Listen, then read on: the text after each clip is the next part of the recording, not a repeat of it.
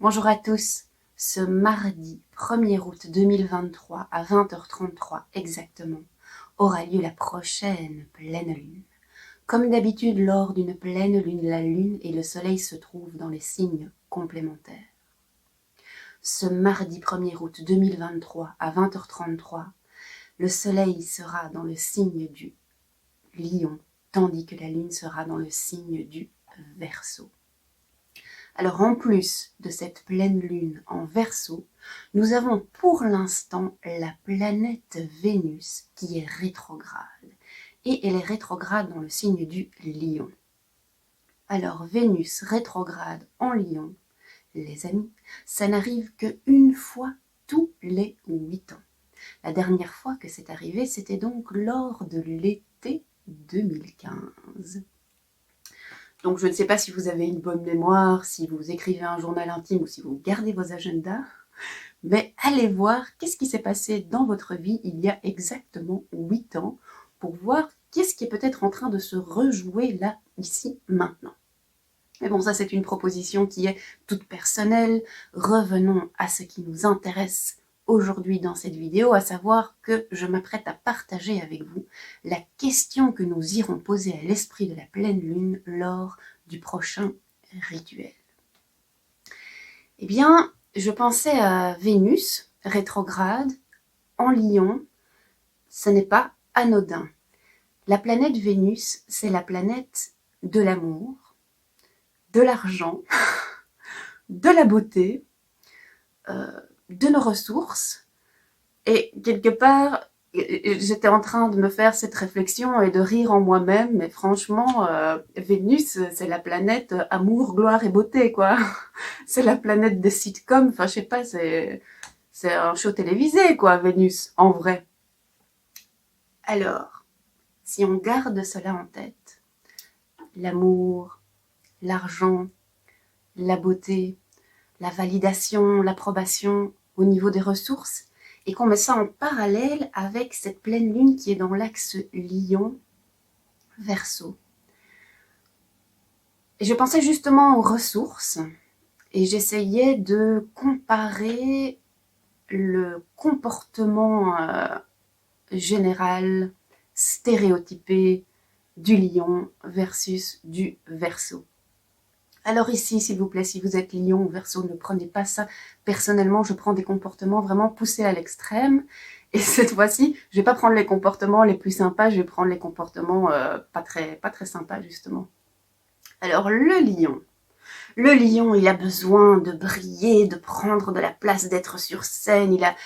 Il est toujours à la recherche de l'approbation de tout le monde, en fait. Il a vraiment besoin d'être sur scène, de briller, que tout le monde le regarde et que tout le monde lui dise oh, « Qu'est-ce que tu es beau, qu'est-ce que tu es grand, qu'est-ce que tu es intelligent !» Et il se nourrit de ça. C'est vraiment quelque chose dont il a besoin. Donc, au niveau de l'approbation, au niveau de la validation, ce qui nourrit son ego, c'est l'extérieur. Il a vraiment besoin du regard extérieur. Alors le Verseau typique, c'est pas la personne la plus sociable, c'est plutôt un ermite en fait.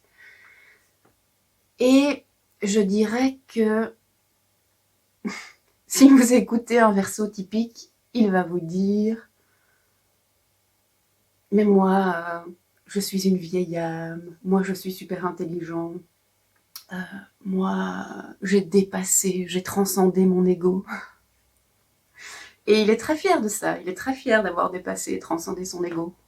Mais s'identifier à une personne qui n'a pas d'ego, être fier d'avoir transcendé son ego, si c'est pas de l'ego, moi je sais pas ce que c'est, quoi. Mais donc, quelque part, sa validation, son approbation, on a envie de dire qu'elle vient de l'intérieur, parce que c'est un ermite, il n'a besoin de personne. Mais en réalité, vient-elle vraiment de l'intérieur si pour lui se sentir supérieur, il a besoin d'abaisser les autres? Parce que, poussé à l'extrême, le Verseau, oh, il est très intelligent. Mais c'est un signe très intelligent.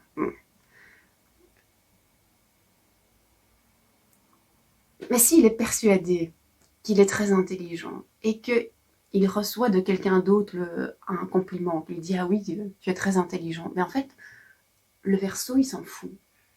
Il en a rien à caler de ce que quelqu'un d'autre va dire, parce que pour lui... Oui. Il y a du bruit dans mon couloir. Soit. Alors, le Verseau, quant à lui, si vous lui faites un compliment et que vous lui dites ah, mais tu es super intelligent », en fait, il en a rien à caler, il en a rien à faire de votre compliment. En surface, bien sûr. Mais il se dit t'es bien gentil de me dire que je suis intelligent, mais comme je considère que toi, en face de moi, personne, tu n'es pas intelligent et tu es vraiment inférieur à moi, qui es-tu pour valider mon intelligence ? Mon intelligence ne peut être validée que par quelqu'un qui est autant intelligent que moi, sinon le compliment ne vaut rien. Et donc, en fait,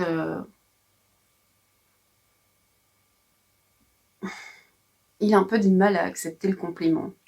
Ou il nourrit son ego, en fait, quelque part en vous rabaissant. Ce que le lion ne fait pas. Il vous rabaisse pas, en fait. Quand vous lui faites un compliment, ça le nourrit vraiment. Mais il a quand même ce comportement un peu de moi je suis le roi et vous êtes mes sujets. Donc c'est quand même un truc qu'ils ont en commun. Alors je dis ça, je le répète, si vous êtes lion, si vous êtes Verseau, ne prenez pas ça personnellement. Ici, c'est poussé à l'extrême. Les lions, ils ont une superbe qualité. Ce sont vraiment les signes les plus généreux. Ils ont le cœur sur la main. J'ai des tas d'exemples de personnes qui sont lions autour de moi et qui vraiment sont l'incarnation ici, maintenant, sur Terre de cette générosité, quoi. Ah bon, ici, j'aime bien aller voir les trucs, pour une fois, pas trop sympas des signes. Donc, au niveau de la manière dont ils ressourcent leur approbation, leur validation, leur ego, le lion se tourne vers l'extérieur, le Verseau se tourne vers l'intérieur, mais en même temps n'est-il pas aussi tourné vers l'extérieur, puisque pour se sentir supérieur, il a besoin de vous rabaisser. Et donc la question que je proposais d'aller poser avec Vénus rétrograde, justement qui vient nous parler de nos ressources, que ce soit nos ressources d'amour, nos ressources d'argent, mais un équivalent, c'est validation, approbation, de qui on reçoit des compliments. Je voulais vous proposer d'aller demander à l'esprit de la pleine lune un conseil par rapport à notre capacité à recevoir ou à outsourcer nos besoins ou ressourcer les choses dont on a besoin. Et peut-être plus particulièrement, par exemple, par rapport aux compliments.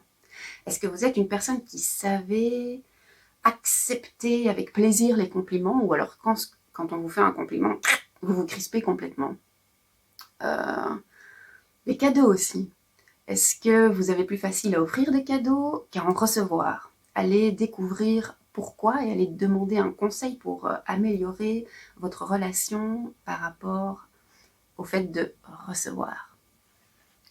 Je peux vous donner un exemple. Ici, j'ai parlé du lion, du Verseau, mais il y a plein de choses qui peuvent nous empêcher de recevoir un compliment.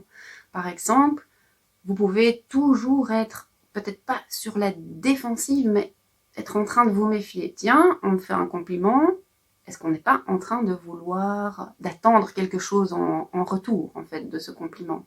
Est-ce qu'on n'est pas en train d'essayer de me faire plaisir pour pouvoir, entre guillemets, abuser est un grand terme, c'est un grand mot, mais pour pouvoir profiter de moi sur un autre plan? Quel est l'échange qui se fait exactement? Est-ce qu'un échange peut être, entre guillemets, gratuit ou n'aller que dans un sens? Moi, je ne le pense pas, mais soit, vous voyez, il y a des tas de raisons qui peuvent faire que c'est plus ou moins difficile pour vous de recevoir des compliments, de recevoir des cadeaux.